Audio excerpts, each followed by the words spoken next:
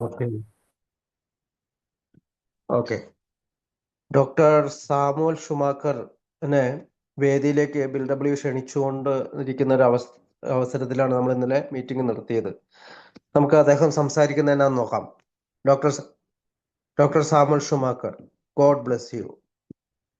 ഞാൻ പരിചയപ്പെടുത്തുന്ന സംശയം, ഞാനൊരു അമിത മദ്യപാന രോഗിയാണ്. ദൈവത്തിന്റെ കരുണയാലും എന്ന അത്ഭുത കൂട്ടായ്മയുടെ സഹായത്താലും ഇന്ന ദിവസം മദ്യപിച്ചിട്ടുള്ള എന്റെ പരിശുദ്ധു. Okay, doctor Samuel Schumacher, God bless you. Whenever Bill gives me a chance to talk to you, yes, he say certain things about me to you, which if I said like things about him in your hearing, we all would say was very bad for him. The, the rest of us suffer from egotism just as much as any alcoholic does. And it's just as bad for us. I am afraid to be flattered. I got well flattered the other day when I first got here. A girl that I had never met before said to me, "Are you an alcoholic?" And I said, "No." And she said, "Well, you talk like one."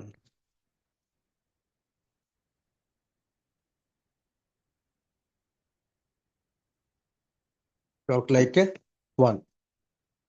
Now, just to get this record straight, I have always felt that Bill gave me a great deal more credit for having anything to do with getting this amazing outfit started than I really should have been given. But Bill's perceptions are very deep, and as we have noticed in many of the meetings where he has spoken to us, his memories are very sharp. So I just cheerfully accept these allegations of his, because one of the most joyous things in my whole very joyous life has been the association that I have had with the people in AA, and I am deeply grateful for the privilege of being here with you for this tremendous occasion.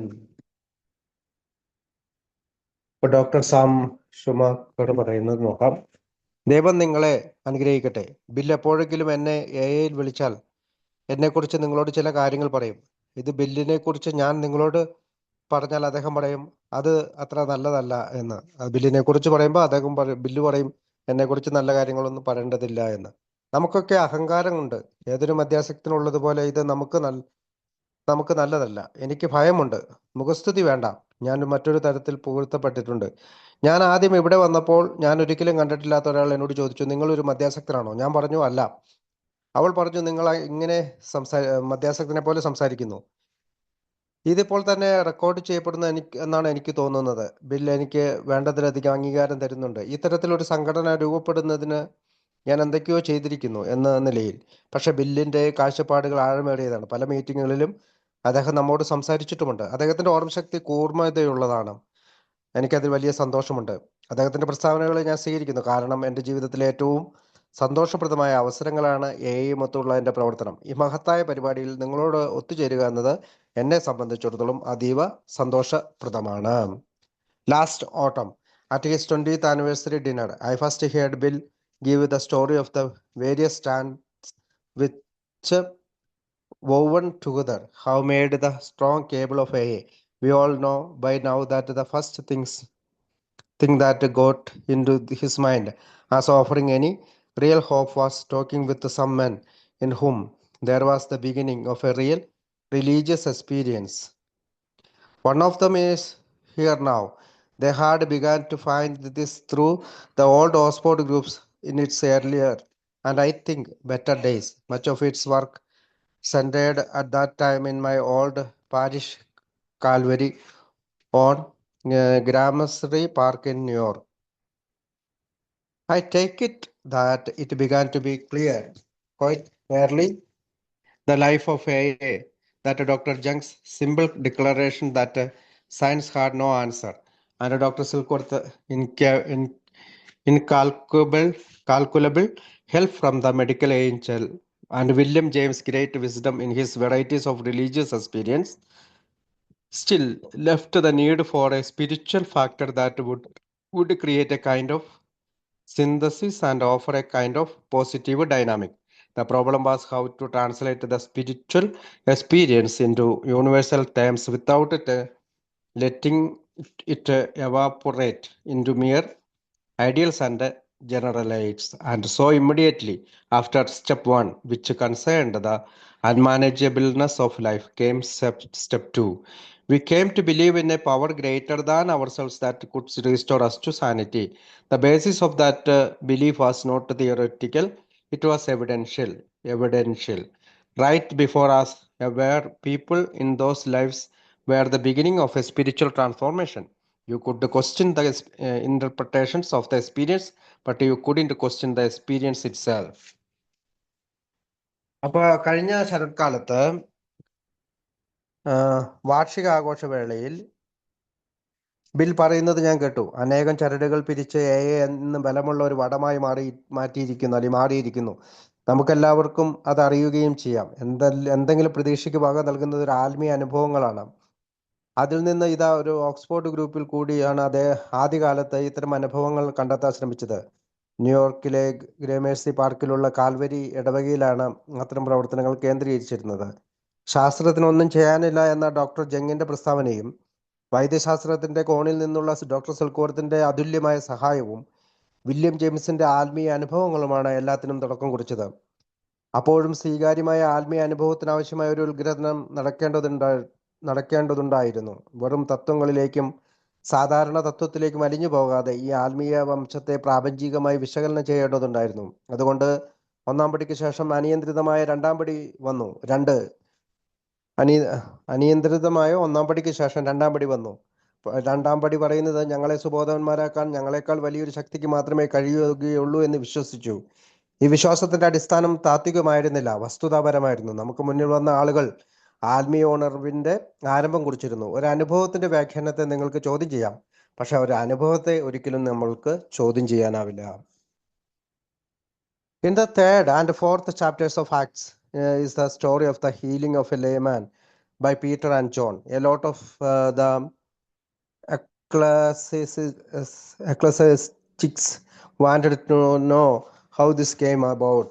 The apostles told them that it was through the name of Christ that this man was healed. The story says, and beholding the man which was healed standing with them, they could say nothing against it. Now you can fight a theory about an experience, but you have got to acknowledge the experience itself. AA has been supremely wise, I think, in emphasizing the reality of the experience and acknowledging, and it came from a higher power than human, and leaving the interpretations part pretty such at that. It would have been easy and must have been something of a temptation to go into the theological side. Here was evidence of spiritual power. All right then, let's define the power. But that would have run against several possible difficulties. If AS had said more, some people would have wanted them to say a great deal more and define God in a way acceptable and congenial to themselves. It would have taken only 2 or 3 groups like this, descending from one another, to wreck the whole business. Moreover, there were people with an unhappy association with the religion, a dead church or a dull person, or some church-going people whose weekday lives did not support their Sunday professions. That would have added another factor to be overcome, as if we didn't have enough already. Also, there are the agnostics and the atheists who either say that they don't know anything at all about the ultimate realities or that they disbelieve in God altogether. നമുക്കറിയാം, doctor Sam Schumacher എന്ന് പറയുന്നത് ഒരു പുരോഹിതനാണ്. Bill ഡബ്ല്യുവിന്റെ മാനസാന്തരത്തിന് അദ്ദേഹത്തിന്റെ പങ്ക് വലുതാണെന്നൊക്കെ എപ്പോഴും bill W പറയാറുള്ളത്. അപ്പൊ അദ്ദേഹം പറയുന്ന ബാക്കി ഭാഗം കൂടി നമുക്ക് മലയാളത്തിൽ നോക്കാം. പീറ്ററും ജോണും എഴുതിയ നടപടി പുസ്തകത്തിന്റെ 3-4 അധ്യായങ്ങളിൽ ഒരു മുടന്തൻ സുഖപ്പെടുന്ന കഥയുണ്ട്. ഇതെങ്ങനെ സംഭവിച്ചു എന്നറിയാൻ പുരോഹിതന്മാർ ആവശ്യപ്പെട്ടു. അപ്പോസ്തലന്മാർ പറഞ്ഞു, ക്രിസ്തുവിന്റെ നാമത്തിലാണ് ഇത് സംഭവിച്ചിരിക്കുന്നത്. കഥ പറയുന്നത് സുഖപ്പെട്ടയാൾ അവരോടൊത്ത് നിൽക്കുമ്പോൾ ആർക്കും ഒന്നും എതിർത്ത് പറയാനാവില്ല. അനുഭവത്തെ പറ്റിയുള്ള ഒരു സിദ്ധാന്തത്തെ നിങ്ങൾക്ക് എതിർക്കാം, പക്ഷെ അനുഭവത്തെ നമ്മൾക്ക് എതിർക്കാനാവുകയില്ല. ഏയിൽ അപാരമായ വിവേകമുണ്ട്. അനുഭവത്തിന്റെ യാഥാർത്ഥ്യത്തെ ഊന്നി പറയുന്ന അത് വന്നത് മനുഷ്യനേക്കാൾ വലിയൊരു ശക്തിയിൽ നിന്നാണ് എന്ന് സമർത്ഥിക്കുന്നു. വിശദീകരണം അങ്ങോട്ട് തന്നെ തിരിക്കുന്നു. ഇത് ദൈവശാസ്ത്രത്തിലേക്ക് തിരിച്ചുവിടാൻ എളുപ്പവും പ്രലോഭിപ്പിക്കുന്നതുമായിരുന്നു. ആത്മീയ ശക്തിയുടെ സാന്നിധ്യം വ്യക്തമായിരുന്നു. ശരിയെന്ന് നമുക്ക് ശക്തിയെ നിർവചിക്കാം. എന്നാൽ അത് കുഴപ്പങ്ങളിലേക്ക് ചെന്നെത്തുമായിരുന്നു. കൂടുതൽ വിശദീകരിച്ചിരുന്നെങ്കിൽ കുറച്ചു പേരെങ്കിൽ അത് കൂടുതൽ വ്യാഖ്യാനിക്കുകയും ദൈവത്തെ നിർവചിക്കാനും സജാതീയമായ രീതിയിൽ സ്വീകരിക്കാനും ശ്രമിച്ചാനായി. ഏതെങ്കിലും 2-3 ഗ്രൂപ്പ് ഇതിനോട് വിസമ്മതിക്കുകയും എല്ലാം കുഴപ്പത്തിലാകുകയും ചെയ്യും. ഇതുകൂടാതെ പള്ളിയെയും പുരോഹിതരെയും ഇഷ്ടപ്പെടാത്തവരുമുണ്ട്.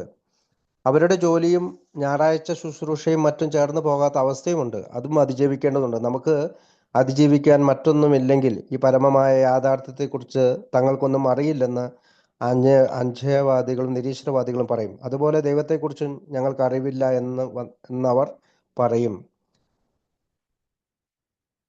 I would like to quote, for those who believe themselves still to be without faith in God, a wonderful word from the Roman Catholic Spanish philosopher Unmayo y Jugo, who said, those who deny God deny Him because of their despair at not finding Him.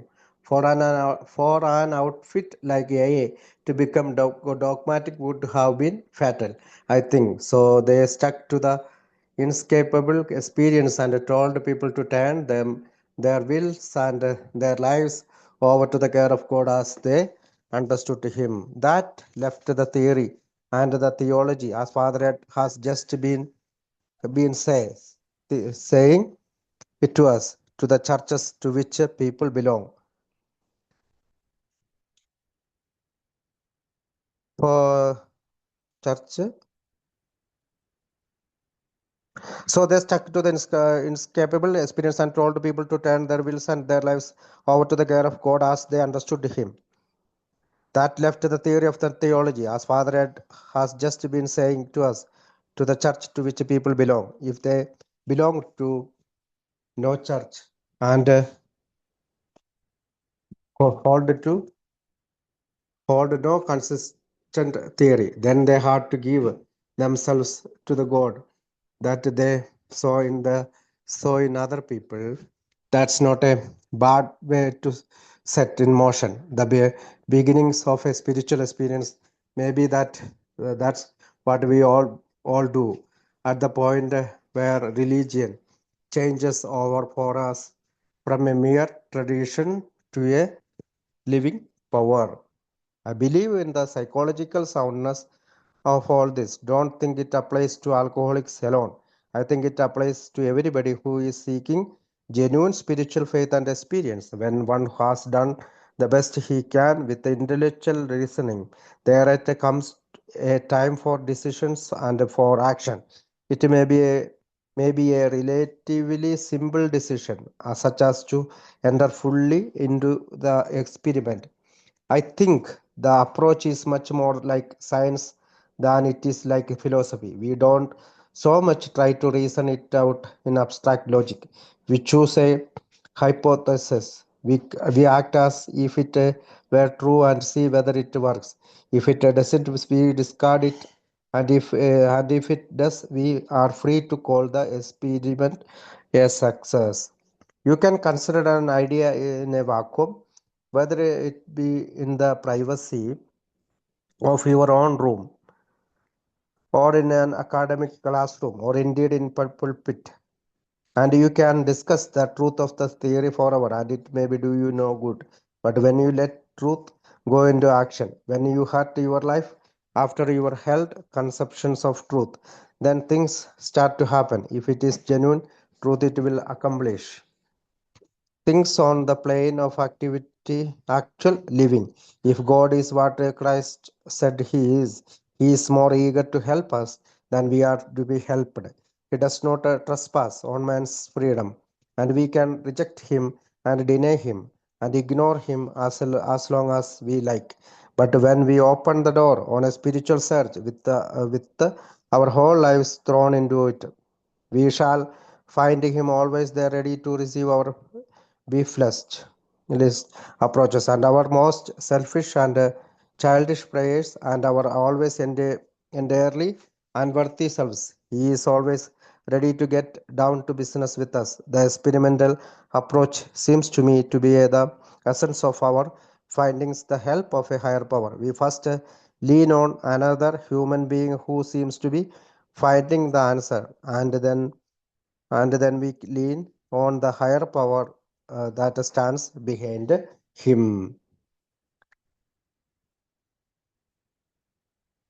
സ്വയം വിശ്വസിക്കുകയും എന്നാൽ ദൈവത്തിൽ വിശ്വസിക്കാതിരിക്കുന്നവർക്ക് വേണ്ടി ഒരു Roman Catholic Spanish ചിന്തകൻ യുനോമനോ ഗച്ചഗോയുടെ വാക്കുകൾ ഞാനിവിടെ ഉദ്ധരിക്കാം.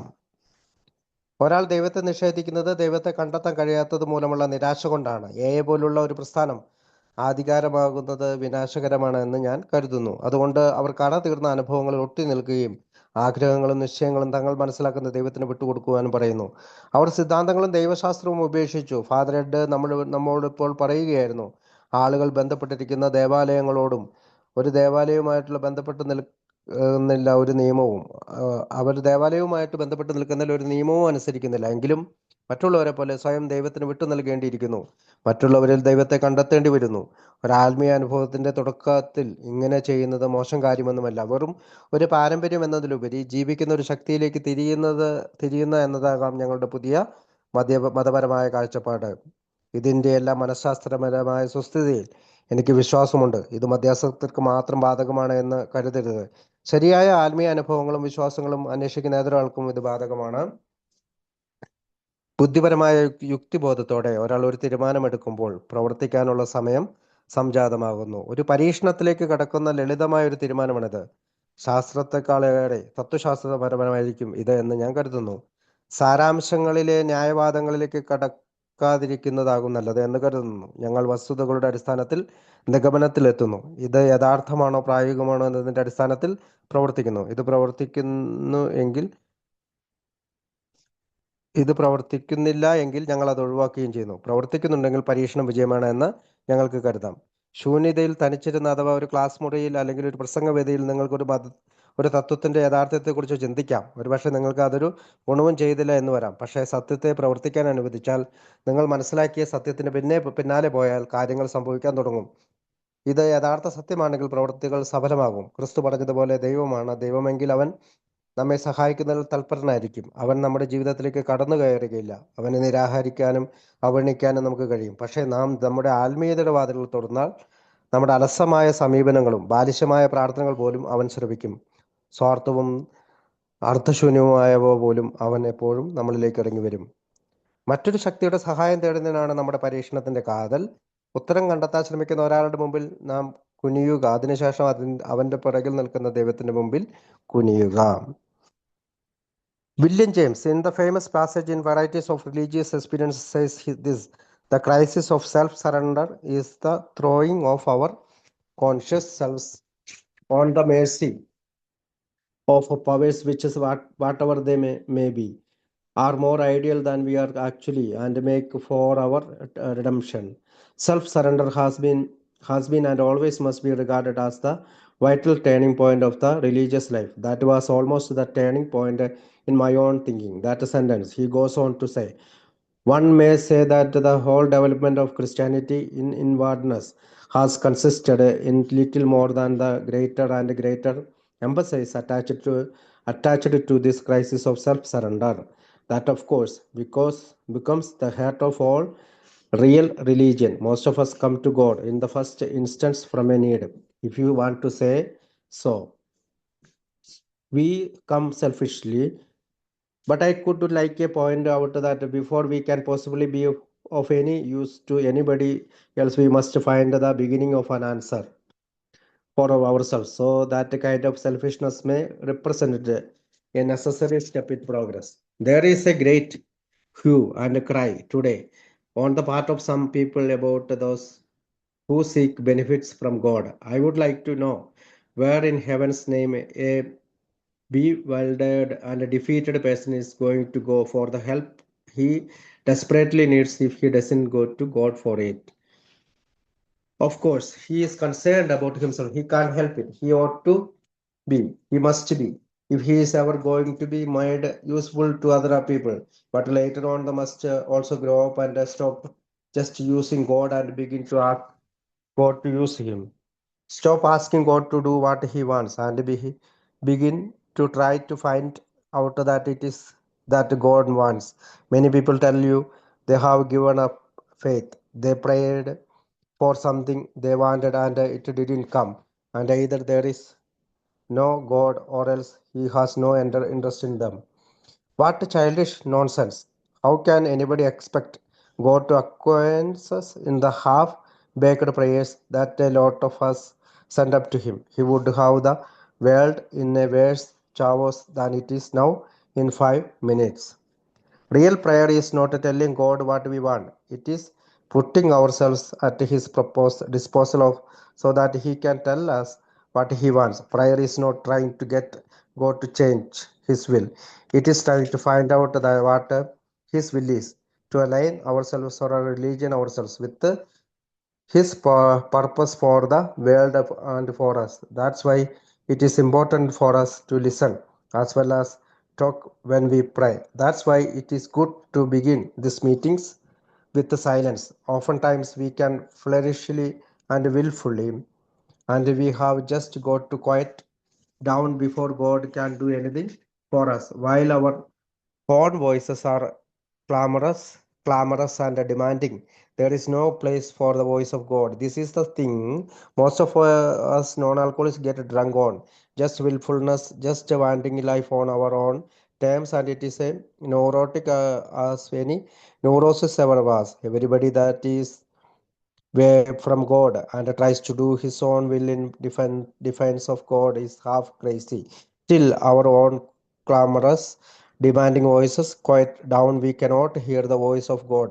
When we let willfulness cool out of us, God can get his will across to us. As for us, we need to see ahead of us. Dandy said, in his will is our peace.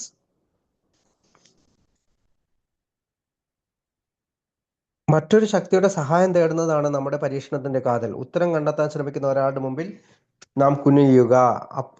അതിനുശേഷം അവന്റെ പിറകിൽ നിൽക്കുന്ന ദൈവത്തിന്റെ മുമ്പിൽ കുനിയുക. William James അദ്ദേഹത്തിന്റെ പലതരം ആത്മീയ അനുഭവങ്ങളിൽ പറയുന്ന പ്രസിദ്ധമായ വാചകം ഇതാണ്: സ്വന്തം ഇച്ഛകളെ മറ്റൊരു ശക്തിക്ക് വിട്ടു നൽകുന്ന പരീക്ഷണഘട്ടം ഇത് എന്ത് തന്നെയായാലും നമ്മുടെ വീണ്ടെടുപ്പ് സാധ്യമാക്കുന്നു. സ്വയം കീഴടങ്ങൽ എക്കാലവും ആത്മീയ ജീവിതത്തിന്റെ വഴിത്തിരിവാണ്. ആ വാചകമാണ് എന്റെയും ജീവിതത്തിന്റെ വഴിത്തിരിവ്.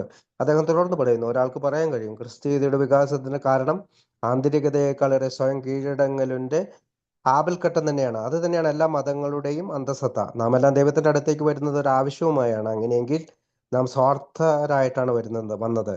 പക്ഷെ മറ്റാർക്കെങ്കിലും പ്രയോജനമുള്ള ഒരു കാര്യമായിട്ടാണെങ്കിൽ നമ്മുടെ സ്വാർത്ഥത്തിൽ ചെറിയൊരു പുരോഗതി ഉണ്ടായിട്ടുണ്ട് എന്ന് പറയാം.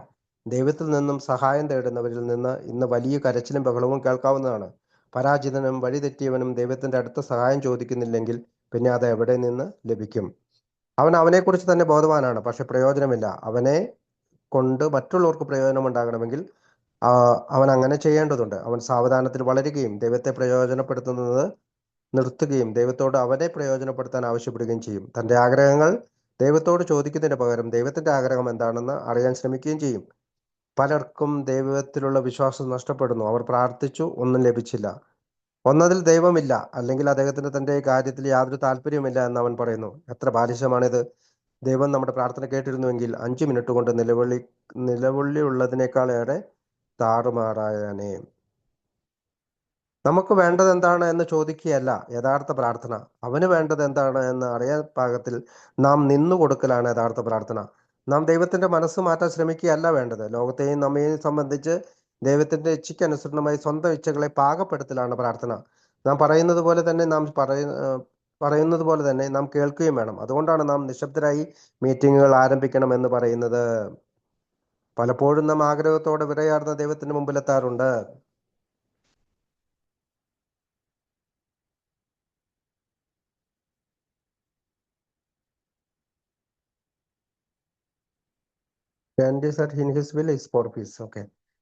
പലപ്പോഴും നാം ആഗ്രഹത്തോടെ വിറയാർന്ന ദൈവത്തിന്റെ മുമ്പിലെത്താറുണ്ട്. ദൈവത്തിന് നമുക്കായി എന്തെങ്കിലും ചെയ്യാനാകും മുമ്പ് മാനസാന്തരപ്പെടേണ്ടതുണ്ട്.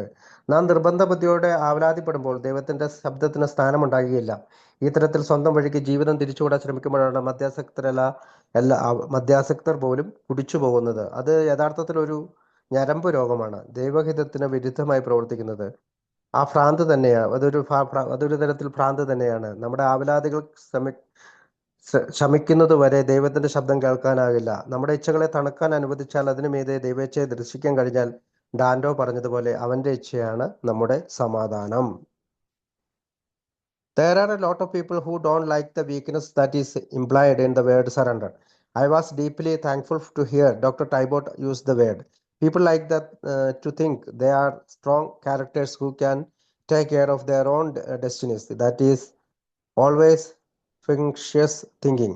Everybody in this world is was some kind of weakening, and if he thinks he is not, then pride is the weakness, and this is the greatest weakness of all. People may think that they have overcome, or else they have never been overcome by the overtly disparable sins. But the who of us avoids selfishness and self-centeredness and the love of adulation and the love of power and pride. I think that a man of fortunate whose problem are of such a kind they really get him into trouble. So he has got to do something about it. Temper and pride and laziness and scornfulness and irritability and indifference to human trouble and god awful illness, littleness, which is the worst thing about most of us in a day. When everybody is meant to be bigger, these things get us and non-alcoholics into difficulties, and they are just as bad as anything that ever get you alcoholics into difficulties. Nobody is strong, and the people who think they are strong are only self-deceived. We act as if character and reasonably good behavior were the end of all existence. The real questions in life which underlie these matters of behavior are definitely of a religious nature, and they have only a religious answer, an answer that comes from God. Where did I come from, and what I am supposed to be doing here, and where do I go when I die? Those are questions which are unanswered, leave us without direction, without mooring, and without values. Science hasn't got any answer to those things, and philosophy only has the answer of good human guesses. Religious faith is the one candle in men's darkness in the mystery of life. If Christ came down from heaven to represent God and speak for him, we have got an answer. The lesser revelations to prophets and seers are of the same nature, but not of the same authority, as Father Ed has been suggesting to us. But all truly wise men begin with the acknowledgement of their fitness, their darkness, and their needs. When we get through to God by whatever name we call him, or rather than we let him get through to us, when then we began finding light and the answer. I think the great need of our times is vast is is for vast worldwide spiritual awakening. There are many signs that it is upon us. Western man is gradually getting it through his head that he vows the greatest of all human blessings, the blessing of liberty to God and religion. When Benjamin Franklin was in Paris at the end of the 18th century, he took his son around one day to call on Voltaire. As they were leaving, he asked Voltaire to give the boy a blessing. I could think of better men than Voltaire to ask for a blessing, but that is what he did. Voltaire put his bony old hands on that boy's head and said, God and liberty, my son, remember these words. Those words are correlative. There is an indissoluble connection between the two. I think that the gradual perception of that fact, as well as the realization of our personal insecurity, lies behind the greatly increased interest in religion that characterized our time. I believed that there are four universal factors in all genuine spiritual awakenings: conversation, prayer, fellowship, and witness. By conversion, I mean the place where a person turns toward God. There he begins to want to be honest about himself in that light of his religion. I don't mean perfection. I mean the search for it and the start towards it. That start is nothing the reach a soul. അപ്പോൾ Dante പറഞ്ഞതുപോലെ അവന്റെ ഇച്ഛയാണ് നമ്മുടെ സമാധാനം. പലർക്കും കീഴടങ്ങലിലെ ദുർബലത അംഗീകരിക്കാൻ കഴിയില്ല. Doctor ഡൈബോട്ട വാക്ക് ഉപയോഗിക്കുന്നത് കേട്ടതിൽ ഞാൻ നന്ദിയുള്ളവരാണ്. മനുഷ്യരെല്ലാം തന്നെ സ്വന്തം ഭാഗധേയങ്ങൾ നിർണ്ണയിക്കാൻ ശക്തരാണെന്ന് വിശ്വസിക്കുന്നതാണ് ഇഷ്ടം. ഇതൊരു ഭാവന മാത്രമാണ്. എല്ലാ മനുഷ്യർക്കും ചില ദൗർബല്യങ്ങളുണ്ട്. അതല്ലെങ്കിൽ പിന്നെ അഹങ്കാരമാണ് അവന്റെ ദൗർബല്യം. അതാണ് ഏറ്റവും വലിയ ദൗർബല്യവും. നമുക്ക് തന്നെ നാണം കെട്ട പാപങ്ങൾ ഒന്നും തന്നെ ചെയ്തിട്ടില്ല എന്ന് കരുതുന്നു. പക്ഷേ സ്വാർത്ഥതയും മുഖസ്തുതിയും ഇഷ്ടപ്പെടാത്തവരായി ആരുണ്ട്? ഇതൊക്കെ പ്രശ്നങ്ങൾ ഉണ്ടാക്കുകയും അത് മനസ്സിലാക്കാൻ ഇടവരുത്തുകയും ചെയ്യുന്നവർ ഭാഗ്യവാന്മാരാണ്. അഹങ്കാരവും അലസതയും നിസ്സംഗതയും നീരസങ്ങളും നമ്മെ കഷ്ടപ്പാടുകളിലും നീരസതകളിലേക്കും തള്ളിവിടും. എല്ലാവരും വലിയവരാണെന്ന് ചിന്തിക്കുന്നു. നിങ്ങൾ മധ്യാസക്തരെ പോലെ തന്നെ ഞങ്ങൾ മധ്യാസക്തരല്ലാത്തവരെയും ഇത് ദുരിതങ്ങളിലേക്ക് തള്ളിവിടുന്നു. ആരും കരുത്തരല്ല. അങ്ങനെ ആരെങ്കിലും കരുതുന്നെങ്കിൽ അവർ സ്വയം വഞ്ചിതരാണ്.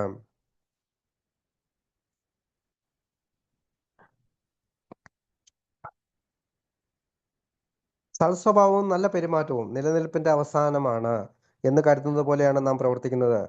സ്വഭാവപരമായ ഇത്തരം കാര്യങ്ങൾക്ക് അടിവരയിടുന്നതിൽ ആത്മീയ കാര്യങ്ങൾക്ക് വലിയ പങ്കുണ്ട്. അതിനൊരു ആത്മീയ ഉത്തരമേ ഉള്ളൂ. ആ ഉത്തരം വരുന്നത് ദൈവത്തിൽ നിന്നാണ്. ഞാൻ എവിടെ നിന്നാണ് വന്നത്? എന്തിനാണ് ഞാൻ ഇവിടെ വന്നത്? ഞാൻ എങ്ങോട്ട് പോകുന്നു? എന്ന് ഞാൻ മരിക്കും? ഇവയെല്ലാം ഉത്തരമില്ലാത്ത ചോദ്യങ്ങളാണ്. നിർദ്ദേശങ്ങളില്ലാതെ, നങ്കുരമില്ലാതെ, മൂല്യങ്ങളില്ലാതെ നമ്മെ വിട്ടിരിക്കുന്നു. സയൻസിനെതിരെ ഉത്തരങ്ങളില്ല. തത്വശാസ്ത്രത്തിന് ചില ഊഹങ്ങൾ മാത്രമുണ്ട്. മനുഷ്യരാശിയുടെ ഈ നിഗൂഢ രഹസ്യങ്ങളിൽ മതവിശ്വാസം മാത്രമാണ് ഒരു മെഴുകുതിരി വെളിച്ചം. ക്രിസ്തു സ്വർഗത്തിൽ നിന്ന് ഇറങ്ങി വന്ന ദൈവത്തെ പ്രതി നമ്മളോട് സംസാരിക്കുന്നതാണെങ്കിൽ നമുക്ക് അതിനൊരു ഉത്തരമുണ്ട്. പ്രവാചകന്മാരും ദീർഘദർശികളും ഇത്തരം ചില നിരീക്ഷണങ്ങൾ നടത്തിയിട്ടുണ്ട്. പക്ഷെ അത് അതുപോലെ ആധികാരികമല്ല. ഫാദർ എഡ് നിർദ്ദേശിക്കുന്നത് പോലെ ജ്ഞാനികൾ അവരുടെ പരിമിതികളും അന്ധകാരവും ആവശ്യങ്ങളും മുൻനിർത്തിയാണ് സംസാരിക്കുക. നാം എന്ത് പേര് വിളിച്ചാലും നാം ദൈവത്തിലേക്ക് എത്തുകയോ അഥവാ അവൻ നമ്മിലേക്ക് എത്താൻ അനുവദിക്കുകയോ ചെയ്താൽ നമ്മുടെ ചോദ്യങ്ങളിൽ വെളിച്ചം കാണാൻ തുടങ്ങും. ഇന്ന് നമുക്ക് ആവശ്യം ലോകവ്യാപകമായ ഒരു ആത്മീയ ഉണർവാണ്. അതിന്റെ ലക്ഷണങ്ങൾ കാണുന്നുണ്ട്. പാശ്ചാത്യർ മനസ്സിലാക്കി തുടങ്ങിയിരിക്കുന്നു. അവന്റെ എല്ലാ അനുഗ്രഹങ്ങളും സ്വാതന്ത്ര്യവും വന്നിരിക്കുന്നത് ദൈവത്തിൽ നിന്നും മതങ്ങളിൽ നിന്നുമാണ്. 18-ാം നൂറ്റാണ്ടിന്റെ അന്ത്യത്തിൽ ബെഞ്ചമിൻ ഫ്രാങ്ക്ലിൻ പാരീസിലായിരുന്നപ്പോൾ തന്റെ മകനുമൊത്ത് വോൾട്ടയറെ കാണാൻ പോയി. മടങ്ങുമ്പോൾ വോൾട്ടയറോടും തന്റെ മകനെ അനുഗ്രഹിക്കാൻ ആവശ്യപ്പെട്ടു.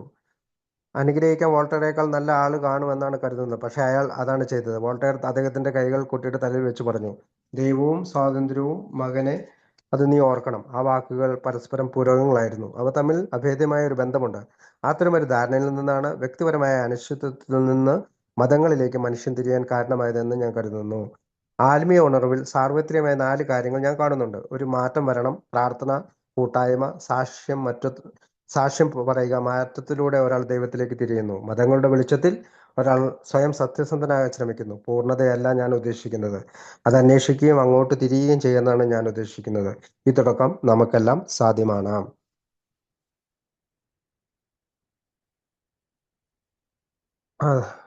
But that is only the beginning. You know you know what a lot of religious people are like. They are like a lot of people sitting around a railroad stations thinking they are on a train.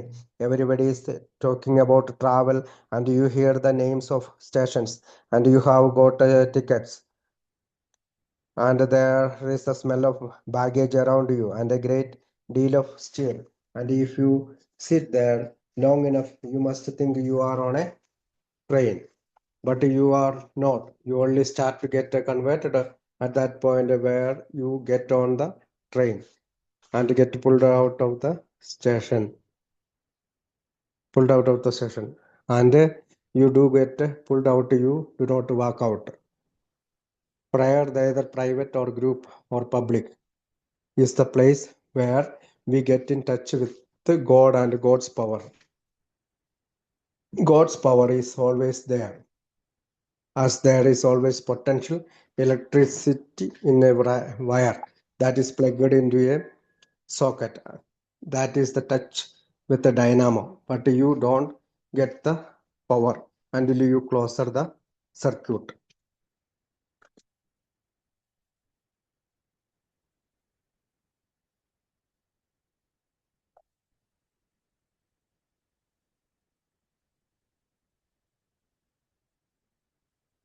And you close the circuit.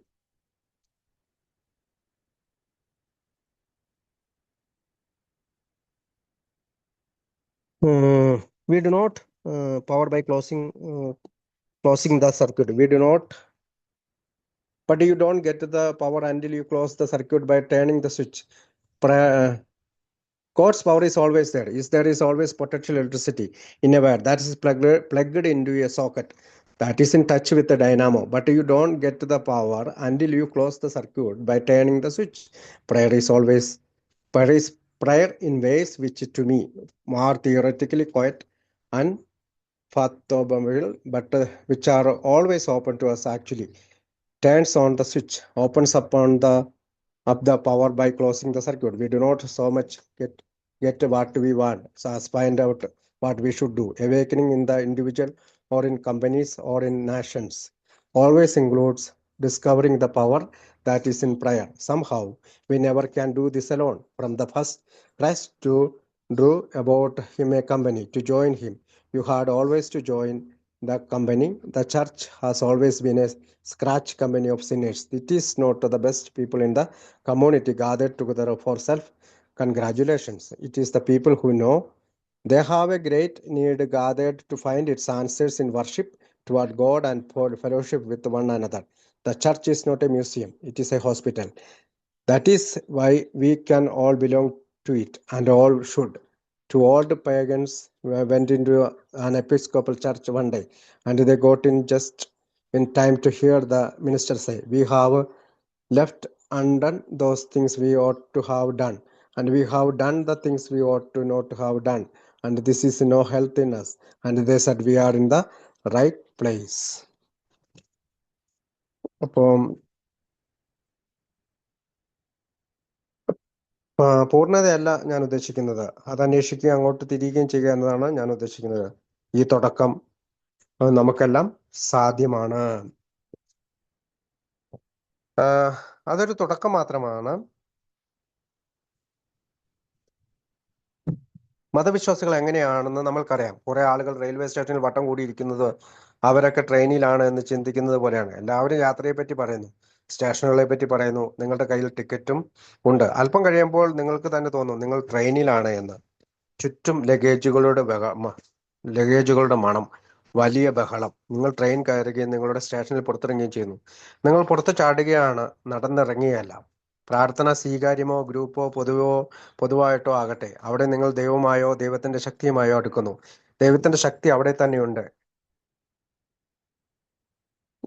അതുമായി നമ്മളെ ബന്ധിപ്പിച്ചിരിക്കുന്നു. ഒരു വയറിൽ വൈദ്യുതി ഉണ്ട്, പക്ഷേ switch ഇട്ടാൽ മാത്രമേ നിങ്ങൾക്ക് വൈദ്യുതി ലഭിക്കുകയുള്ളൂ. പ്രാർത്ഥന എന്നെ സംബന്ധിച്ചിടത്തോളം താത്വികമായും അളക്കാനാവാത്തതാണ്, പക്ഷെ അത് എപ്പോഴും തുറന്നതാണ്. സ്വിച്ച് ഇടുമ്പോൾ അത് തുറക്കുന്നു. നാം എന്താണ് ആഗ്രഹിക്കുന്നത് എന്നതിലുപരി നാം എന്താണ് ചെയ്യേണ്ടത് എന്നതാണ് അറിയേണ്ടത്. വ്യക്തികളും കമ്പനികളും രാഷ്ട്രങ്ങളും പ്രാർത്ഥനയുടെ ശക്തി കണ്ടെത്തേണ്ടതുണ്ട്. നമുക്കിത് തനിച്ച് ചെയ്യാനാവില്ല. ആദ്യം അവനെപ്പറ്റി ഒരു കമ്പനി രൂപീകരിച്ചു. അവനോട് ചേരാനായി കമ്പനിയിൽ ചേരേണ്ടതുണ്ട്. ദേവാലയം എന്ന പാപികളുടെ ഒരു തിരുത്തൽ കേന്ദ്രമായിരുന്നു. അത് സ്വയം പുകഴ്ത്താൻ ഒത്തുകൂടുന്ന ഒരു മനുഷ്യരുടെ കൂട്ടമായിരുന്നില്ല. ദൈവത്തിൽ നിന്നും ഉത്തരം ലഭിക്കാനായി ഒത്തുചേർന്നവരായിരുന്നു അവർ. ദേവാലയം ഒരു മ്യൂസിയം അല്ല, അതൊരു ഹോസ്പിറ്റലാണ്. അതുകൊണ്ട് നാം എല്ലാം അതുമായി ബന്ധപ്പെട്ടിരിക്കുന്നു. അങ്ങനെ വേണം താനും. രണ്ട് വിഗ്രഹാരാധകർ ഒരിക്കലും ഒരു ദേവാലയത്തിൽ ഒത്തുചേർന്നപ്പോൾ അപ്പോഴാണ് ഒരു പുരോഹിതൻ പറയുന്നത് അവർ കേട്ടത്, നാം ചെയ്യേണ്ട കാര്യങ്ങൾ ഒന്നും തന്നെ നാം ചെയ്തിട്ടില്ല, ചെയ്തതാകട്ടെ ചെയ്യാൻ പാടില്ലാത്ത കാര്യങ്ങളും. അതുകൊണ്ട് നാം സുസ്ഥിതിയിലല്ല. അവൻ പറഞ്ഞു, നാം ശരിയായ സ്ഥലത്താണ് എത്തിയിരിക്കുന്നത്. ബർണാഡ് സ്മിത്തിന്റെ സാം ഷുമാക്കറുടെ അടുത്ത ഭാഗത്തേക്ക് പോകാം. അടുത്ത ഭാഗം page number 269. Get over the idea that because you go to church you are good. You go to church to try to get in touch with God and let God redeem you. And incidentally, you try to get good by the grace of God and not by your own footsteps. Then comes witness by life and by word. I think there are a lot of self-righteousness people in the world. who think they are being a tremendously good influencers, but they are so much like everybody else in the world. There is not much there is not much differences when I'm when I'm No, when I think the no.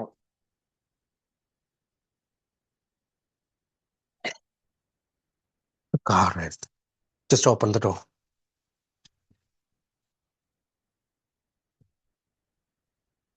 Okay. പിന്നെ നാം രണ്ട് വിഗ്രഹാരാധകർ ഒരിക്കൽ ഒരു ദേവാലയത്തിൽ ചേർന്നു. അപ്പോഴാണ് പുരോഹിതർ പറയുന്നത് കേട്ടത്, നാം ചെയ്യേണ്ട കാര്യങ്ങൾ ഒന്നും തന്നെ നാം ചെയ്തിട്ടില്ല, നാം ചെയ്യാൻ പാടില്ലാത്ത കാര്യങ്ങളാണ് നമ്മൾ ചെയ്തത്.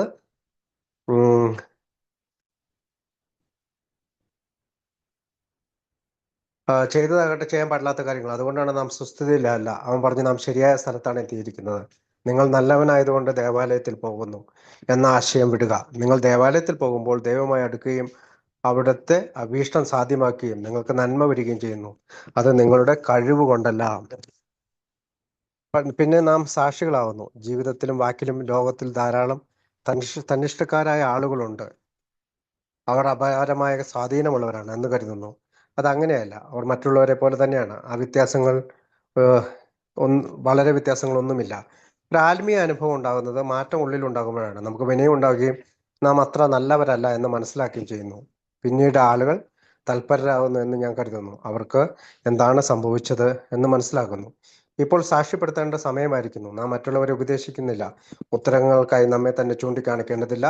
നാം വിജയത്തിന്റെ അനുഭവങ്ങൾ പങ്കുവെക്കുന്നു. എല്ലാ വിശ്വാസികളും 12-ാം പടി പ്രവർത്തനത്തിൽ അനുഭവങ്ങൾ പങ്കുവെക്കുന്നു.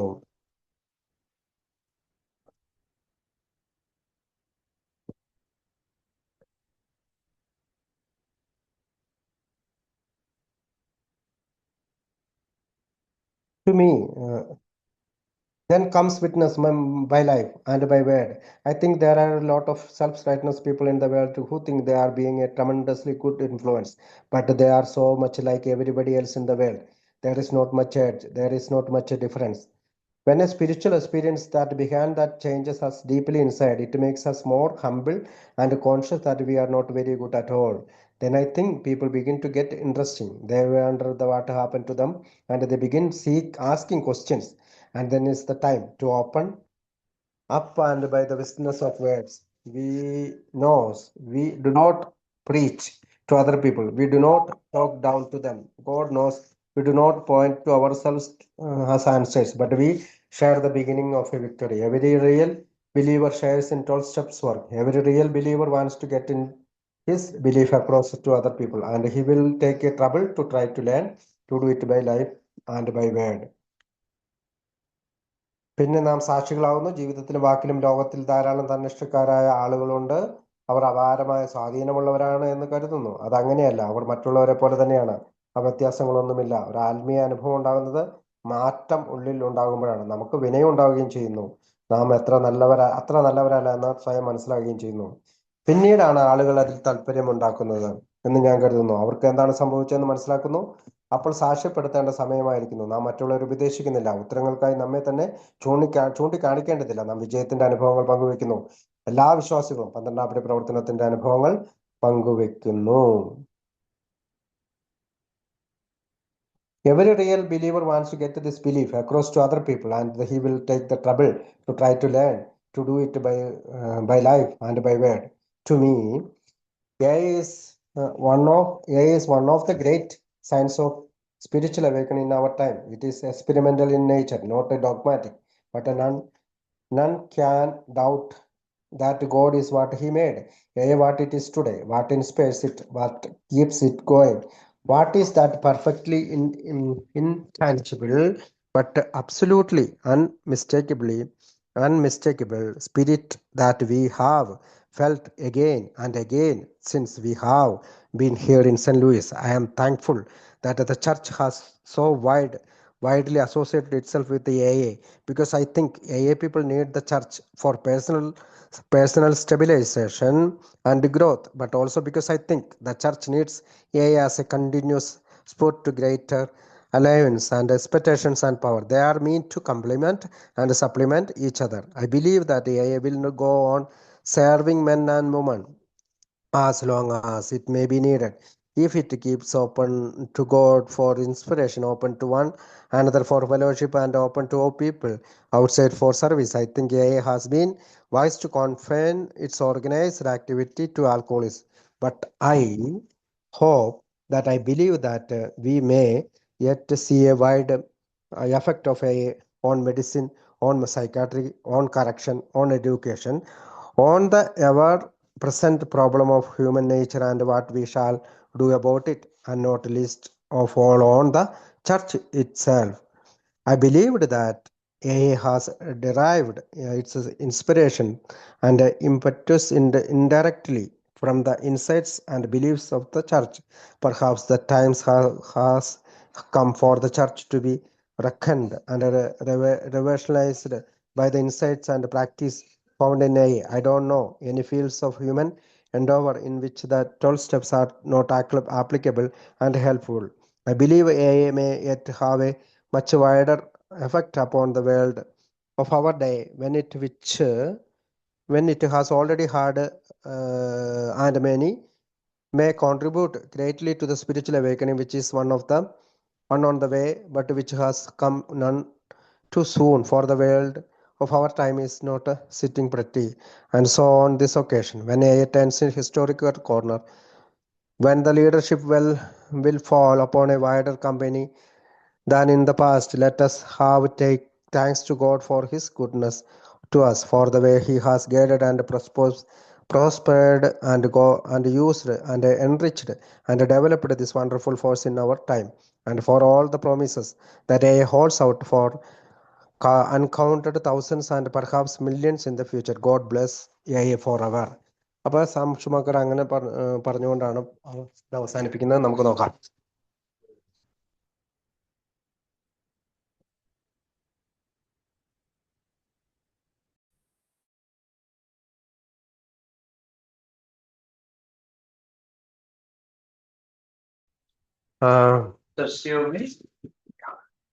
എന്നെ സംബന്ധിച്ചിടത്തോളം നമ്മുടെ കാലഘട്ടത്തിന്റെ ഓരോ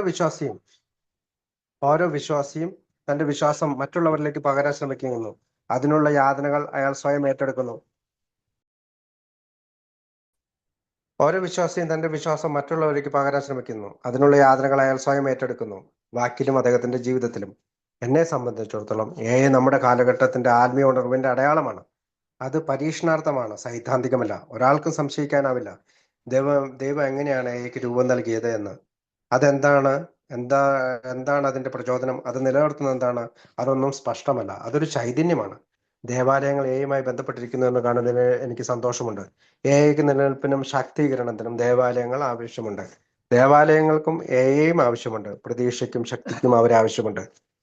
തുടർച്ചയായി സഹായം ആവശ്യമുള്ളവർക്ക് സേവനങ്ങൾ ചെയ്തുകൊണ്ടിരിക്കും എന്ന് ഞാൻ വിശ്വസിക്കുന്നു. പ്രചോദനത്തിനായി ദൈവത്തിന്റെ മുമ്പാൽ അപേക്ഷിക്കുന്ന കാലത്തോളം ഇത് മറ്റുള്ളവർക്കായി തുറന്നു വെച്ചിരിക്കും. എയുടെ പ്രവർത്തനങ്ങൾ മധ്യാസക്തരെ ഉദ്ദേശിച്ചിട്ടുള്ളതാണ്. പക്ഷെ വൈദ്യശാസ്ത്രത്തിനും വിദ്യാഭ്യാസത്തിനും മനഃശാസ്ത്രത്തിനും മനുഷ്യന്റെ പ്രശ്നങ്ങൾക്കും ഉപകരിക്കുമെന്ന് ഞാൻ കരുതുന്നു.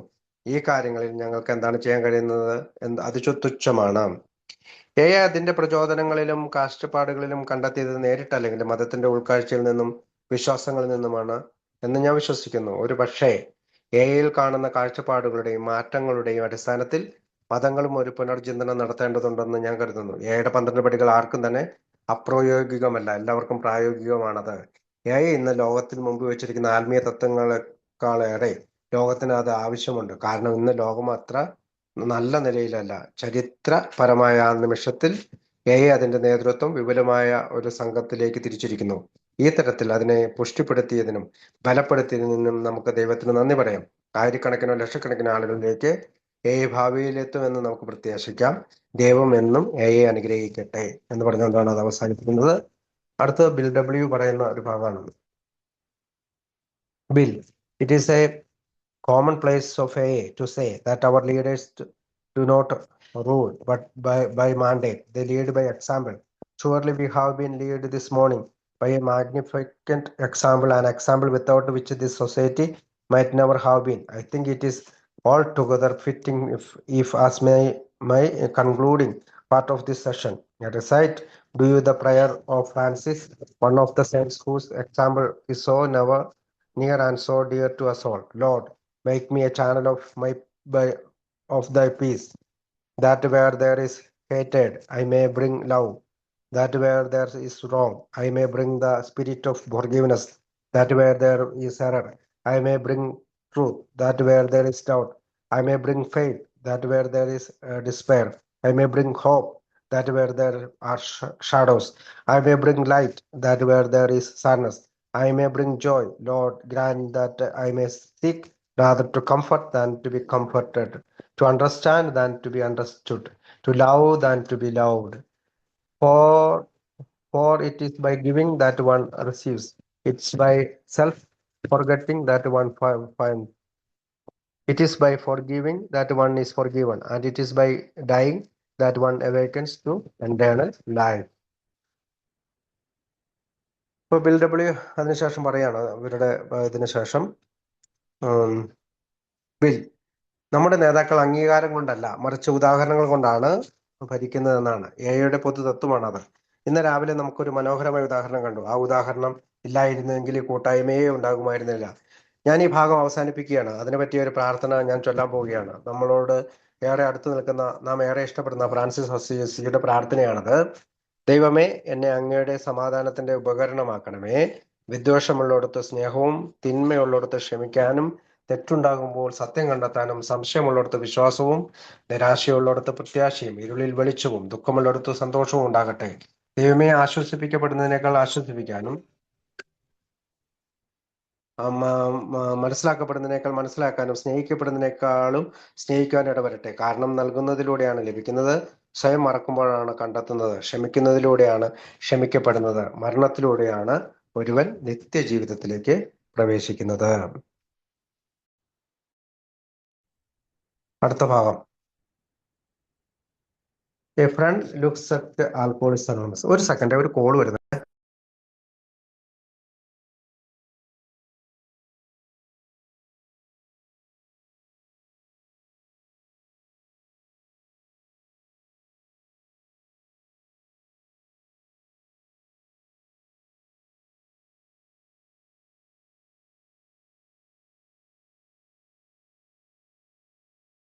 ഓക്കെ, അടുത്ത ഭാഗം നോക്കാം.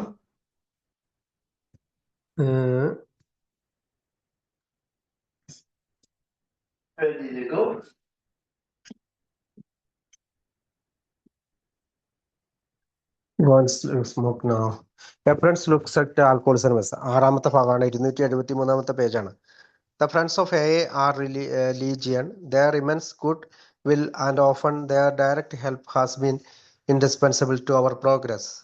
Mr. Bernard B. Smith, the New York attorney whose address follows, has been notable for years because of the skilled devotions which he, as a trustee and as a chairman of AA's General Service Board, he has long given our world affairs. He is an example of the kind of friendship which has always caused AA to prosper and to grow.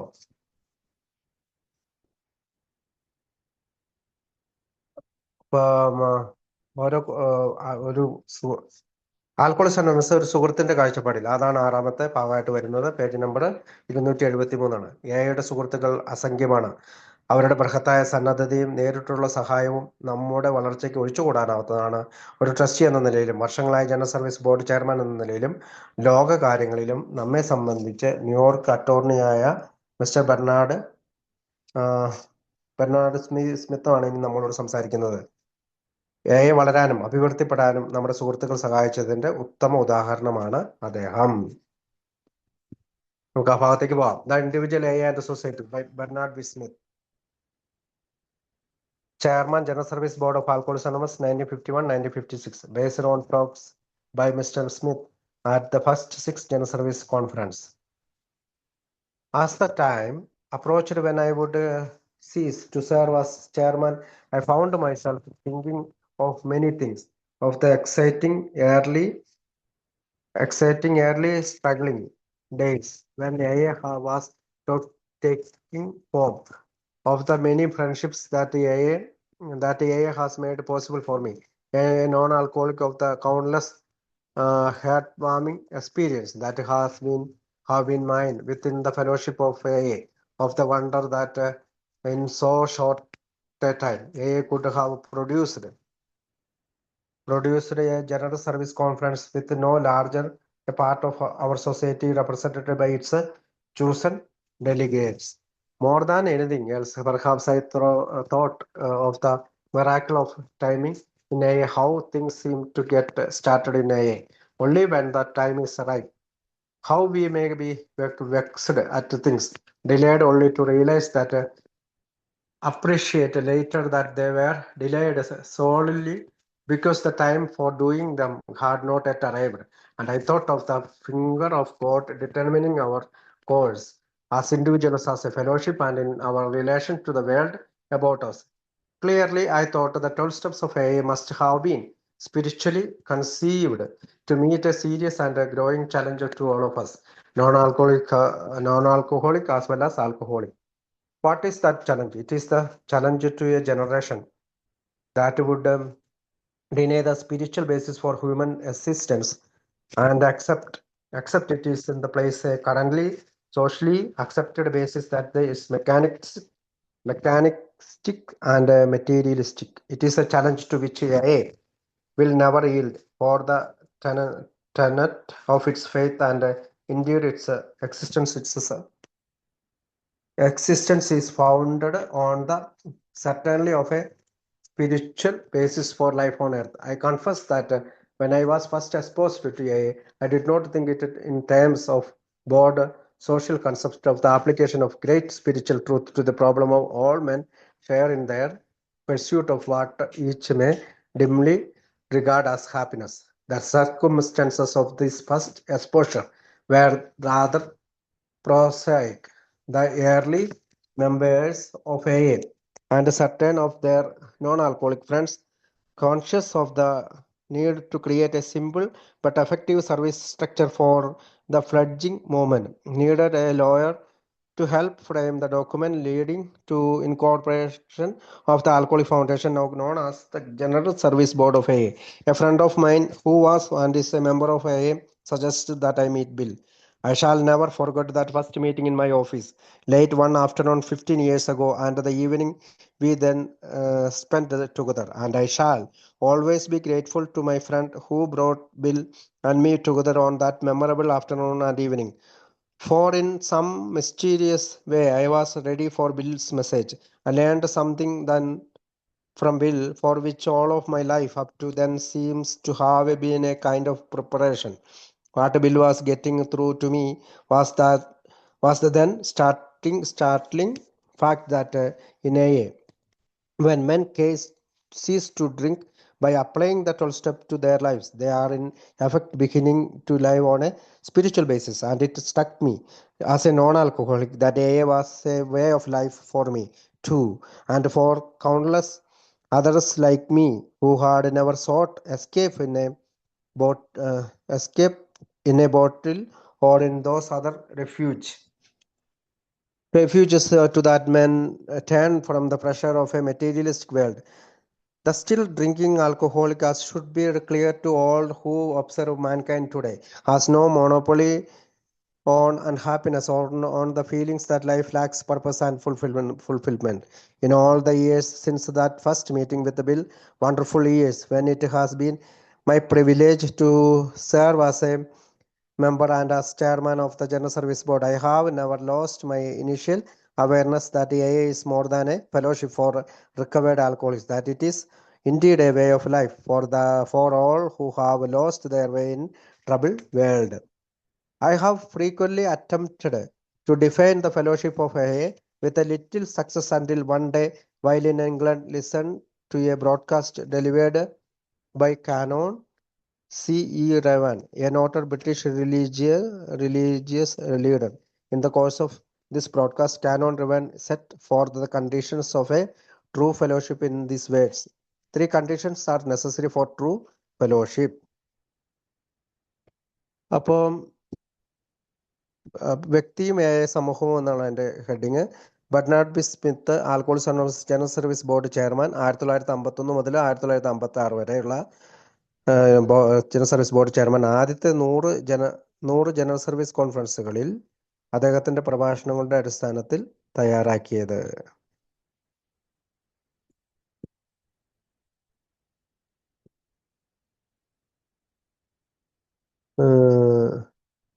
First 6 general service conference, ആദ്യത്തെ 6 general service കോൺഫറൻസുകളുടെ അദ്ദേഹത്തിന്റെ പ്രഭാഷണങ്ങളുടെ അടിസ്ഥാനത്തിൽ തയ്യാറാക്കിയത്.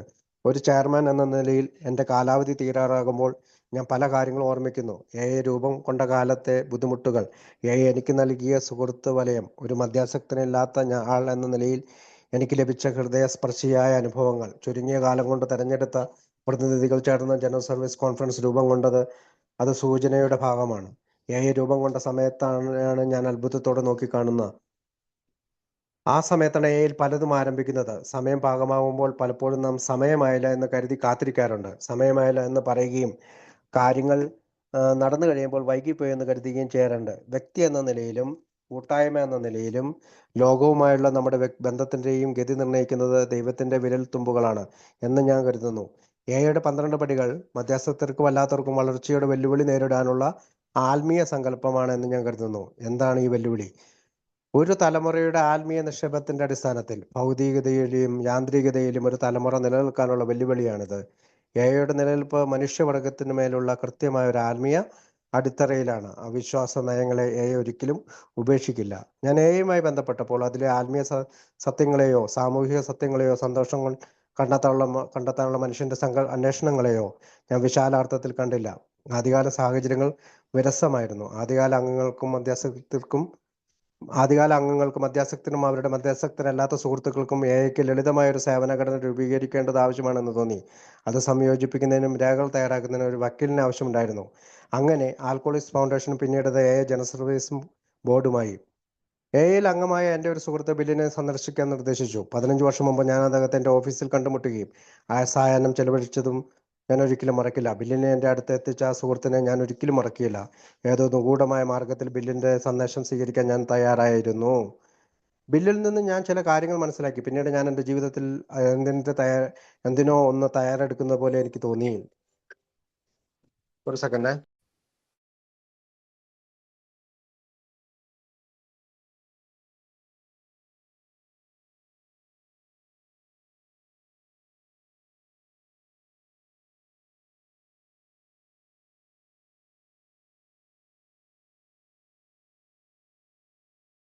അപ്പോ ഈ ഭൗതിക ലോകത്ത് ബില്ലുമായുള്ള കൂടിക്കാഴ്ചയ്ക്ക് ശേഷം ഞാൻ ഈ ഭൗതിക ലോകത്ത് മദ്യത്തിന് ഏതോ നിഗൂഢമായ മാർഗത്തിൽ ബില്ലിന്റെ സന്ദേശം ലഭിക്കാൻ ഞാൻ തയ്യാറായിരുന്നു. ബില്ലിൽ നിന്ന് ഞാൻ ചില കാര്യങ്ങൾ മനസ്സിലാക്കി. പിന്നീട് ഞാൻ എൻ്റെ ജീവിതത്തിൽ അതിന്റെ തയ്യാറെടുക്കുന്ന പോലെ എനിക്ക് തോന്നി. ബിൽ എന്നെ ധരിപ്പിക്കാൻ ശ്രമിച്ചത് ഒരാൾ എയുടെ 12 പടികൾ ഉപയോഗിച്ച് കുടി നിർത്തി കഴിഞ്ഞാൽ അയാൾ ഒരു ആത്മീയ അടിസ്ഥാനത്തിൽ ജീവിക്കാൻ തുടങ്ങുന്നു എന്നതാണ്.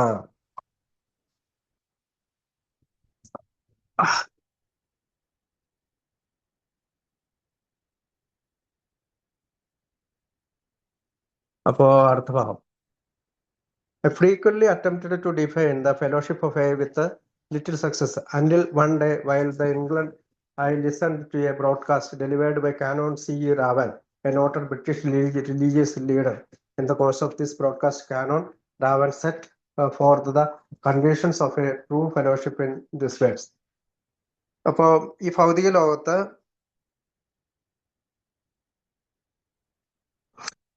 ലോകത്ത് മദ്യത്തിലോ മറ്റെന്തെങ്കിലുമോ അഭയം പ്രാപിക്കാൻ പോയിട്ടില്ലെങ്കിലും എനിക്കും എന്നെ പോലുള്ള മറ്റനേകം പേർക്കും ഒരു ജീവിത രീതിയാണ് എന്ന് എനിക്ക് തോന്നി.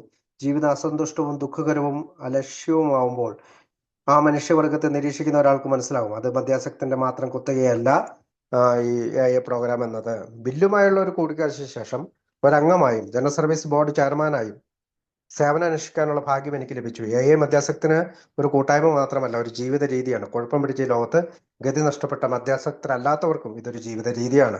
ഞാൻ പലപ്പോഴും കൂട്ടായ്മയെ നിർവചിക്കാൻ ശ്രമിച്ചിട്ടുണ്ട്, പക്ഷെ വിജയിച്ചില്ല. എന്നാൽ ബ്രിട്ടീഷ് മതപണ്ഡിതൻ C.E.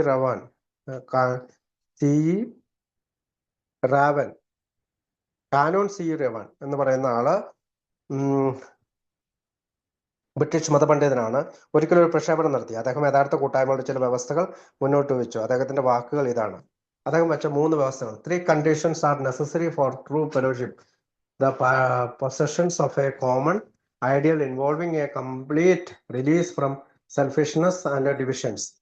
The discharge of common task big enough to capture the imaginations and give expressions to loyalty and the comradeship that togetherness and involved as we find out to the joy and power of belongs to an organic society and engaging in a whole time services. We can find it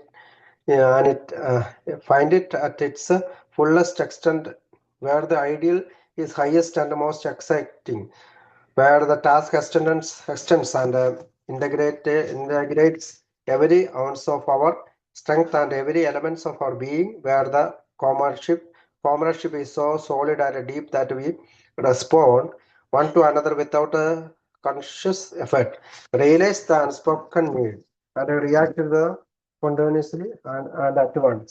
Under such conditions, all the vitality that we usually waste upon our jealousies and our vanities, upon keeping an appearance and putting other people in other proper place, become available for creative use. These words have meaning for AA, I believe, not only as a definition for us of a true fellowship and of our goals and attitudes, but as reminders that AA is not a static, passive social organism, but in its large sense, a dynamic, creative force that relays our last creative force that relays our latent power to live and act constructively. Not long ago, I was flying high over the deserts of our great southwest. Here and there, almost out of nowhere, were tiny patches of lush green growth surrounded by great expanses of brown, lifeless desert. My mind turned to the great spring of water lying under this desert expanse, which, if tapped, would cause the entire desert flower. And I thought that God provides the water, but we have to dig the wells. Those green lush patches I likened to our groups, our with the faith derived from the 12 steps. We dug the wells and caused patches in the desert of life to flower. And I reflect how we have learned that we alone and not to transform the desert in which we lived. We could not dig that well alone. For in AA, the whole is truly greater than the sum of all its parts. This infusing power of the group, of our fellowship, drowns something more out of each of us when any of us by himself can supply. Each of us in turn draws out of the spiritual reservoir of our fellowship the order, courage, and will which makes each one the stronger and one fellowship the greater. What we can draw by living according to the tenets of AA is something more than what the materials regards the happiness. Recently, I had occasion to examine the definition of happiness in a new unbridged dictionary. To my surprise, the first definition listed good luck, good fortune, prosperity. This materialistic definition is a long way from the concept of happiness to be found in AA. ഈ ഭൗതിക ലോകത്ത് മദ്യത്തിനോ മറ്റെന്തെങ്കിലുമോ അഭയം പ്രാപിക്കാൻ പോയിട്ടില്ലെങ്കിലും എനിക്കും എന്നെ പോലുള്ള മറ്റനേകം പേർക്കും ഒരു ജീവിത രീതിയാണെന്ന് എനിക്ക് തോന്നി. ജീവിതം അസന്തുഷ്ടവും ദുഃഖകരവും അലക്ഷ്യവുമാണ് എന്നത് മനുഷ്യവർഗത്തെ നിരീക്ഷിക്കുന്ന ഒരാൾക്ക് മനസ്സിലാകും. അത് മദ്യാസക്തന്റെ മാത്രം കുത്തകയല്ല എന്ന്. ബില്ലുമായുള്ള ഒരു കൂടിക്കാഴ്ചയ്ക്ക് ശേഷം ഒരംഗമായും ജനറൽ സർവീസ് ബോർഡ് ചെയർമാനായും സേവനമനുഷ്ഠിക്കാനുള്ള ഭാഗ്യം എനിക്ക് ലഭിച്ചു. മദ്യാസക്തന് ഒരു കൂട്ടായ്മ മാത്രമല്ല, ഒരു ജീവിത രീതിയാണ്. കുഴപ്പം പിടിച്ച ലോകത്ത് ഗതി നഷ്ടപ്പെട്ട മദ്യാസക്തരല്ലാത്തവർക്കും ഇതൊരു ജീവിത രീതിയാണ്. ഞാൻ പലപ്പോഴും കൂട്ടായ്മയെ നിർവചിക്കാൻ ശ്രമിച്ചിട്ടുണ്ട്, പക്ഷെ വിജയിച്ചിട്ടില്ല. എന്നാൽ ബ്രിട്ടീഷ് മതപണ്ഡിതൻ സി റോവൻ ഒരിക്കൽ ഒരു പ്രഭാഷണം നടത്തി. അദ്ദേഹം യഥാർത്ഥ കൂട്ടായ്മയുടെ ചില വ്യവസ്ഥകൾ മുന്നോട്ട് വെച്ചു. അദ്ദേഹത്തിന്റെ വാക്കുകൾ: 3 വ്യവസ്ഥകൾ ഒരു യഥാർത്ഥ കൂട്ടായ്മയ്ക്ക് ആവശ്യമുണ്ട്. സ്വാർത്ഥതയും വിഭാഗിതയും ഇല്ലാത്ത പൊതുനന്മ ഉദ്ദേശിച്ചിട്ടുള്ളതാകണം. ദൃഢഭക്തി പ്രകടമാകുന്ന സങ്കല്പത്തിലൂടെ വലിയൊരു പ്രശ്നത്തിന് പരിഹാരം കാണണം. ഒത്തൊരുമിച്ച് പ്രവർത്തിക്കുകയും സന്തോഷം കണ്ടെത്തുകയും ഒരു കൂട്ടായ്മയിലായിരിക്കുകയും എക്കാലവും സേവനം ചെയ്യുകയും വേണം. ഉയർന്ന ആദർശങ്ങളുടെ വ്യാപ്തി ദർശിക്കാനാകും ഇത്. അത് എല്ലാ അർത്ഥത്തിലും നമ്മെ ആവേശം കൊള്ളുകയും ഒരു സഹവർത്തിത്വം പ്രകടമാക്കുകയും ആവശ്യപ്പെടാതെ തന്നെ ആവശ്യങ്ങളോട് പ്രതികരിക്കുകയും അത് വേഗത്തിലാക്കുകയും ചെയ്യുന്നു.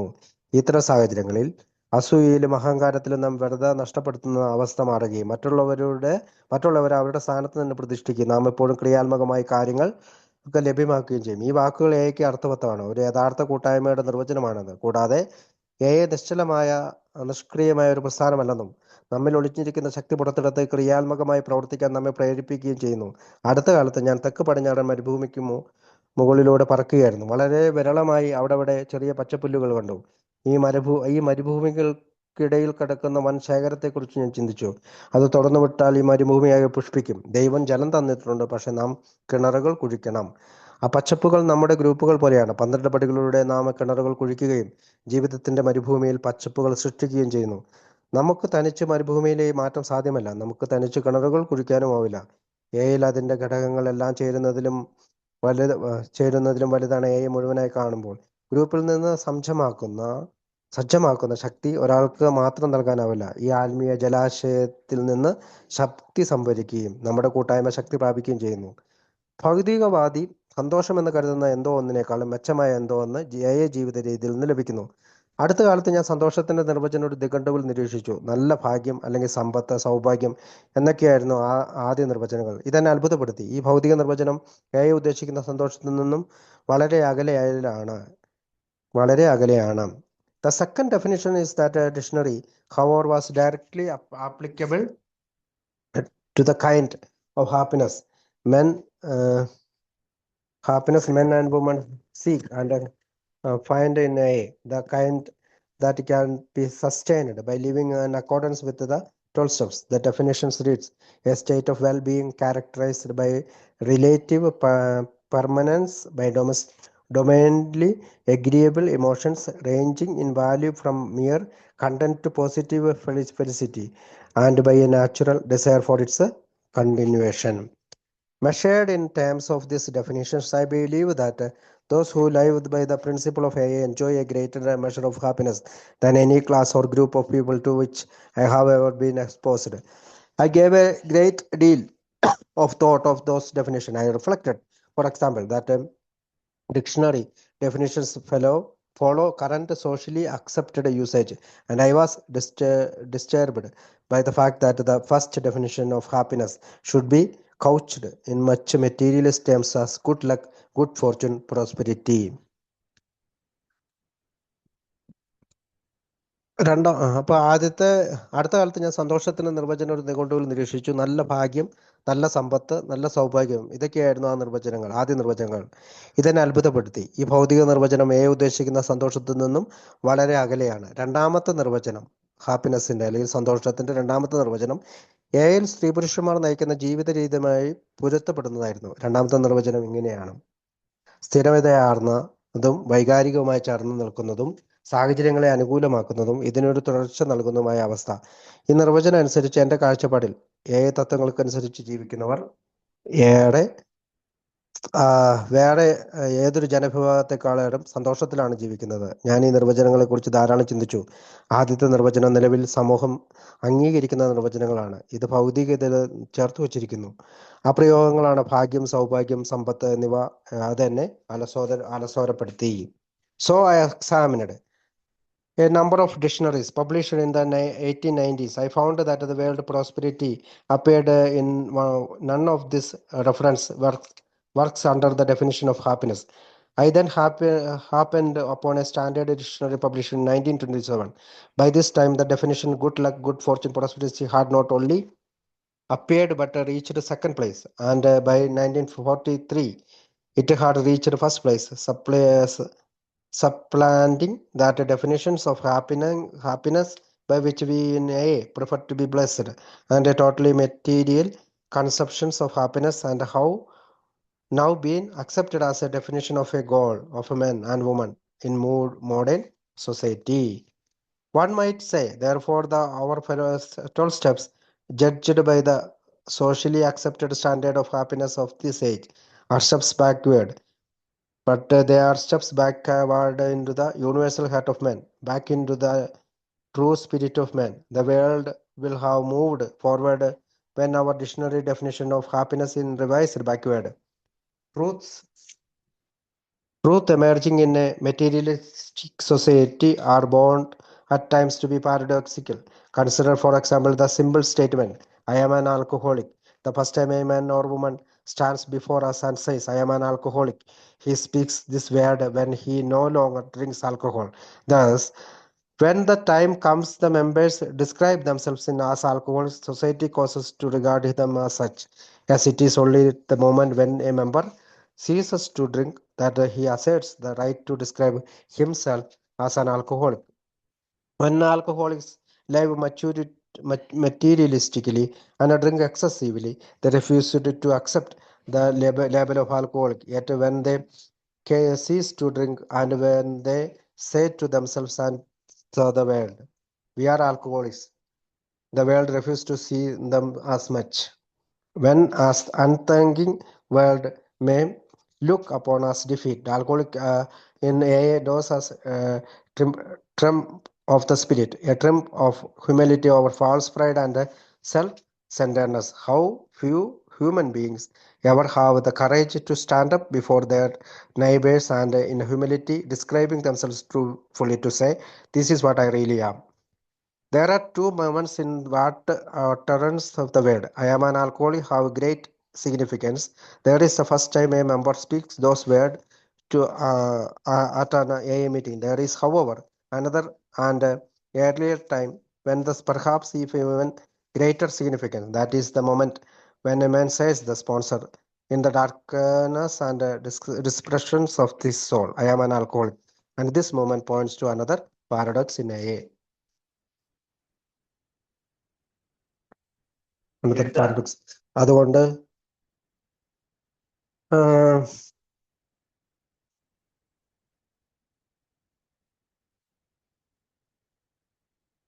എന്നിവ ഇത് തന്നെയാണ് സൊല്ലുന്നത്. അതുകൊണ്ട് 1980-കളിൽ പ്രസിദ്ധീകരിച്ച ഒട്ടനവധി നിഘണ്ടുകൾ ഞാൻ കരുതി സന്തോഷത്തെ സൂചിപ്പിക്കാനായി സമ്പൽ സമൃദ്ധിയെ ഒരിടത്തും ഉപയോഗിച്ചതായി കണ്ടില്ല. പിന്നീട് ഞാൻ 1927-ൽ പ്രസിദ്ധീകരിച്ച ഒരു നിഘണ്ടു കണ്ടു. അവിടെയും നിർവചനത്തിൽ ഭാഗ്യവും സൗഭാഗ്യവും സമ്പത്തും ഉണ്ട്, പക്ഷേ 2ാം സ്ഥാനത്താണ്. 1943-ൽ വീണ്ടും അത് 1ാം സ്ഥാനത്തെത്തി. എ ഉദ്ദേശിക്കുന്ന നിർവചനങ്ങളെ മാറ്റി സ്ഥാപിച്ചുകൊണ്ട് ആധുനിക ലോകം ഭൗതിക താല്പര്യങ്ങൾക്ക് വഴിമാറിയിരിക്കുന്നു. അതുകൊണ്ട് ഒരാൾക്ക് തോന്നിയേക്കാം സന്തോഷത്തിലേക്ക് നയിക്കുന്ന എയുടെ 12 പടികൾ നമ്മെ പിന്നോട്ടടിക്കുന്നു എന്ന്. പക്ഷേ അത് പ്രപഞ്ച മനസാക്ഷിയുടെ ഹൃദയത്തിലാണ് പതിക്കുന്നത്. മനുഷ്യന്റെ യഥാർത്ഥ ആത്മീയതയിൽ മനുഷ്യന്റെ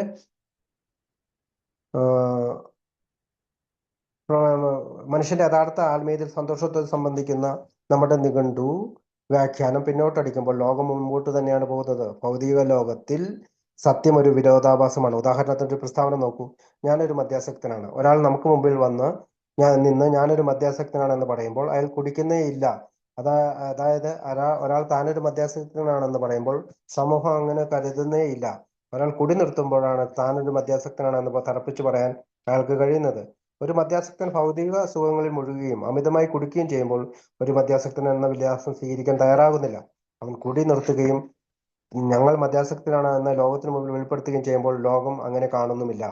ലോകം ഇതൊരു പരാജയമായി കാണുന്നുണ്ടെങ്കിലും മദ്യാസക്തൻ അഹങ്കാരത്തിനും സ്വാർത്ഥതയ്ക്കുമേൽ വിജയം വരിച്ചതായി കാണുന്നു. എത്ര പേർക്ക് തന്റെ അയൽക്കാരന്റെ മുമ്പിൽ വിനയത്തോടെ നിന്ന് യഥാർത്ഥത്തിൽ ഇതാണ് ഞാൻ എന്ന് പറയാൻ കഴിയും? ഞാനൊരു മദ്യാസക്തനാണ് എന്ന് പറയുന്നത് 2 മുഹൂർത്തങ്ങളുണ്ട്. ഒന്ന്, ഒരാൾ AA മീറ്റിംഗിൽ ഈ കാര്യം പറയുന്നു. അതിനു മുമ്പ് അയാൾ തന്റെ സ്പോൺസറോട് ഇരുളിന്റെ പറവിൽ നിരാശനായി പറയും, ഞാനൊരു മദ്യാസക്തനാണ്. ഇത് AAയിൽ മറ്റൊരു വിരോധാഭാസമാണ്. The paradox is that the member of AA approaches his sufferings, alcoholic's brother, not from the superiority and strength of his position of recovery, but from the realization of his own weakness. The member talks to that newcomer not in a spirit of power, but in a spirit of humility and weakness. He does not speak of how misguided the still suffering alcoholic is. He speaks of how misguided he once was. He does not sit in judgment of another, but in judgment of himself as he had been. ഒരു മദ്യാസക്തൻ മറ്റൊരു സഹോദര മദ്യാസക്തനെ സമീപിക്കുന്നത് തന്റെ കഴിവുകളുടെയും മേധാവിത്വത്തിന്റെയും അടിസ്ഥാനത്തിലല്ല, മറിച്ച് തന്റെ കഴിവുകേടിന്റെ അടിസ്ഥാനത്തിലാണ്. ഇത് മറ്റൊരു വിരോധാഭാസമാണ്. അധികാര സ്വരത്തിലല്ല ഒരംഗം പുതിയ ഒരാളോട് സംസാരിക്കുന്നത്, വിനയത്തിലും കഴിവുകുറവിലുമാണ്. അയാൾ എങ്ങനെ തെറ്റിദ്ധരിപ്പിക്കപ്പെട്ടിരിക്കുന്നു എന്നതല്ല, ഞാൻ എങ്ങനെ തെറ്റിദ്ധരിക്കപ്പെട്ടു എന്ന് അയാൾ സംസാരിക്കുന്നത്. Society, in referring to the alcoholic, employs the expression the enslavement of alcohol. For the AA member, that this statement is in very special sense paradoxical too. If indeed it is true at all, in sober fact that member was never enslaved by alcohol. Alcohol simply served as an escape from personal enslavement of the false ideals of a materialist society. Yet if we accept society's definition of the alcoholic earlier state and enslavement by alcohol, the AA member can no longer resent it, for it has served to set him free from all the materialist traps with which the paths through the jungle of our society are set. For the alcoholic first had to face materialism as a disease of society before that he could free himself of the illness of alcoholism and be free of the social ills that made him an alcoholic. ലോകം ഇതൊരു പരാജയമായി കാണുന്നുണ്ടെങ്കിലും മദ്യാസക്തർ അഹങ്കാരത്തിനും സ്വാർത്ഥതയ്ക്കും മേൽ വിജയം വരിച്ചതായാണ് അതിനെ കാണുന്നത്. ഇത്ര പേർക്ക് തന്റെ അയൽക്കാരന്റെ മുമ്പിൽ വിനയത്തോടെ നിന്ന് യഥാർത്ഥത്തിൽ ഇതാണ് ഞാൻ എന്ന് പറയാൻ കഴിയും. ഞാനൊരു മദ്യാസക്തനാണെന്ന് പറയുന്നത് രണ്ട് മുഹൂർത്തങ്ങളുണ്ട്. ഒന്ന്, ഒരാൾ AA മീറ്റിംഗിൽ ഇക്കാര്യം പറയുന്നു. അതിനു മുമ്പ് അയാൾ തന്റെ സ്പോൺസറോട് ഇരുളിന്റെ മറവിൽ നിരാശനായും പറയും, ഞാനൊരു മദ്യാസക്തനാണ്. ഇത് AAയിൽ മറ്റൊരു വിരോധാഭാസമാണ്. ഒരു മദ്യാസക്തൻ മറ്റൊരു സഹോദര മദ്യാസക്തനെ സമീപിക്കുന്നത് തന്റെ കഴിവുകളുടെയും മേധാവിത്വത്തിന്റെ അടിസ്ഥാനത്തിലല്ല, മറിച്ച് തന്റെ കഴിവുകേടിന്റെ അടിസ്ഥാനത്തിലാണ്. ഇത് മറ്റൊരു വിരോധാഭാസമാണ്. അധികാര സ്വരത്തിലല്ല ഒരംഗം പുതിയ ഒരാളോട് സംസാരിക്കുന്നത്, വിനയത്തിലും കഴിവുകുറവുകളിലൂടെയാണ്. അയാൾ എങ്ങനെ തെറ്റിദ്ധരിപ്പിക്കപ്പെട്ടിരിക്കുന്നു എന്നല്ല, താൻ എങ്ങനെ തെറ്റിദ്ധരിപ്പിക്കപ്പെട്ടു എന്നാണ് അയാൾ മറ്റൊരാളോട് സംസാരിക്കുന്നത്. അയാൾ മറ്റുള്ളവരെ വിധിക്കുന്നതിന് മറിച്ച് അയാളെ തന്നെ വിധിക്കുന്നു. സമൂഹം മദ്യാസക്തിന് മേൽ മദ്യത്തിന്റെ അടിമ എന്ന പ്രയോഗം നടത്തുന്നു. ഇത് സത്യമാണെങ്കിലും AA അംഗങ്ങൾക്ക് ഇതൊരു വിരോധാഭാസമാണ്. അംഗങ്ങൾ ഒരിക്കലും മദ്യത്തിന് അടിമയായിരുന്നില്ല. ഭൗതിക ലോകത്തിന്റെ തടവറകളിൽ നിന്ന് രക്ഷ നേടാൻ അംഗങ്ങൾ ഒരിക്കലും മദ്യത്തെ നിരസിക്കുകയല്ല. കാരണം ഭൗതിക ലോകത്തിന്റെ കെട്ടുപാടുകളിൽ നിന്ന് രക്ഷപ്പെടാൻ മദ്യം അയാളെ സഹായിച്ചിട്ടുണ്ട്. മദ്യാസക്തൻ നിന്ന് വിട്ടുനിൽക്കുന്നതിന് മുമ്പ് സമൂഹത്തിന്റെ ഭൗതികത എന്ന രോഗത്തിൽ നിന്ന് മാറേണ്ടതുണ്ട്. ഈ സാമൂഹ്യ രോഗമാണ് അയാളെ മദ്യാസക്തനാക്കിയത്. ഞാൻ പറഞ്ഞു നമുക്ക് നിർത്താം. Thank you. Thank you, Shivcheta. Thank you.